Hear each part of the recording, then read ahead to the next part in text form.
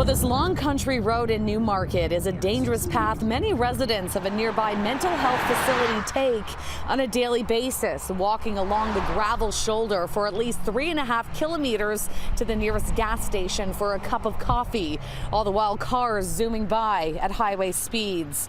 Well, drivers are calling police about this safety issue pretty much on a regular basis, including Robin Jones, who almost struck down an elderly man just yesterday. Now, she took that incident to social media along with a disturbing claim about neglect after what she says she witnessed when she pulled over to offer help. And we see a fellow on the road and he was hitchhiking, had his arm out. I slowed down clearly, and as we approached, he kind of staggered, stepped onto the road, so I had to slam on my brakes.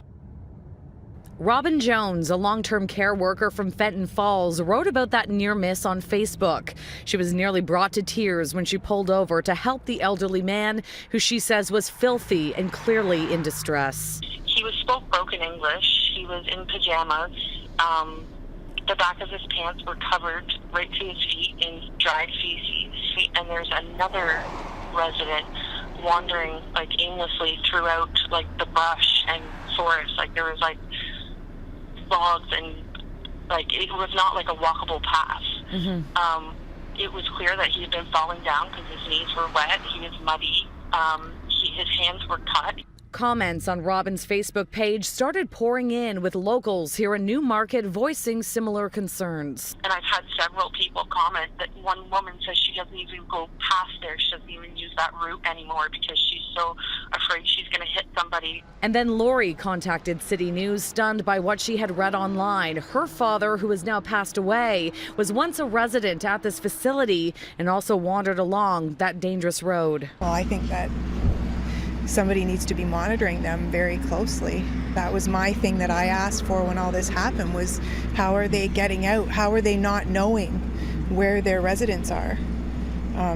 When I would go visit my father, they didn't know half the time where he even was. The Newmarket residence is described online as an independent living facility for men and women with mental health issues. It's a privately run business that is licensed by York Region. The head of this facility would not talk on camera and would only say this is not a lockdown environment, so residents are free to come and go as they please. They claim to have had 4 staff members on site last night.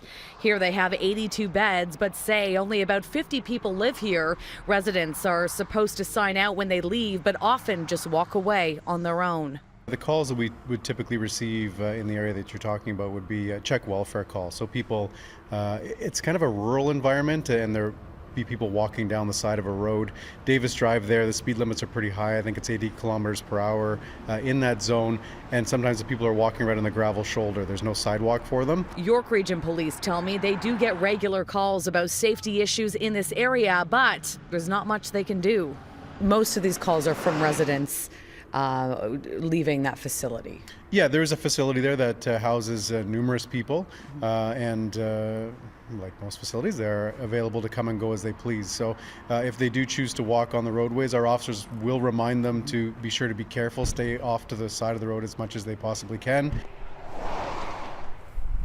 Now, as for the second man that Robin says she saw, scrummaging or walking through the brush, who was muddy and bleeding, the head of the Newmarket residence tells me that they did talk to that man. They inspected him. They claim he was not dirty and did not have a scratch on him. Now, when it comes to oversight, the region of York tells me there is no mandate or legislation required when it comes to the number of inspections at a place like the Newmarket residence. They typically do inspect 4 times a year unless concerns are raised to do it more frequently.